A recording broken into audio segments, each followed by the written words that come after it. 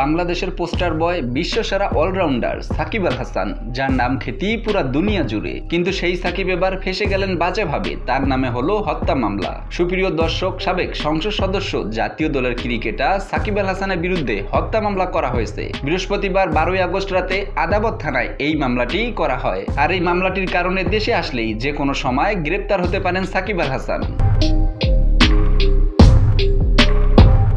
আর অন্যদিকে গণ অভ্যুত্থানের মুখে গত 5 আগস্ট প্রধানমন্ত্রীর পদ থেকে পদত্যাগ করতে বাধ্য হয়েছেন শেখ হাসিনা। পরবর্তীতে রাষ্ট্রপতি সংসদ ভেঙে দিয়ে ডক্টর মোহাম্মদ ইউনূসের নেতৃত্বে নতুন অন্তর্বর্তীকালীন সরকার ঘোষণা করেন। ফলে সংসদ সদস্য পদ হারান মাগুরা 1 আসন থেকে নির্বাচিত সংসদ সদস্য সাকিব আল হাসান।